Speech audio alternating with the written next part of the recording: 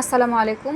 বিকেলের ইফতারিতে আজকে রেখেছিলাম মজাদার কিছু। তো আজকে আমরা তৈরি করব রেস্টুরেন্ট স্টাইলে চিকেন শাসলিক, আর একসাথে গাজর এবং ক্যাপসিকামের কালারফুল কম্বিনেশন একে করবে আরও আকর্ষণীয়। চলুন দেখে নেই সহজ এই রেসিপিটি।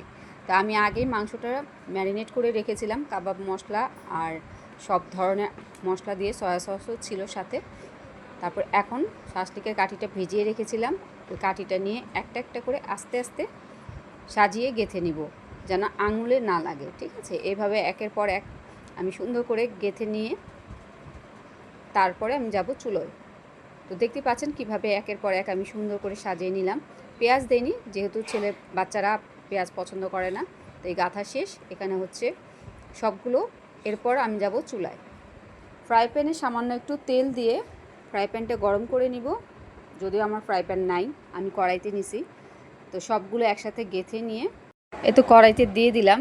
তেল আমি সামান্য পরিমাণে দিয়েছি, যেহেতু কড়াইটা গোল, তো শাসলিকটা ঠিক মতো আর কি বসাতে পারি নাই। তারপরেও এভাবেই আমি ভেজে নেব।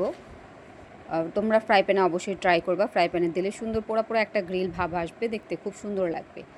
তো বসানোর পর আমি একটা ঢাকনা দিয়ে এটা ঢেকে দেব, যেন মাংসটা সুন্দরভাবে হয়।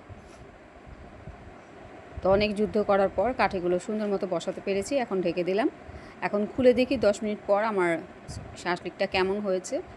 এই তো দেখতে পাচ্ছ, হালকা এক পাশ হয়ে আসছে। আমি এখন একটু উল্টে দেব, মানে ঘুরিয়ে ঘুরিয়ে দিতে হবে, যেন চারদিক দিয়েই মাংসটা সুন্দরভাবে রান্না হয়।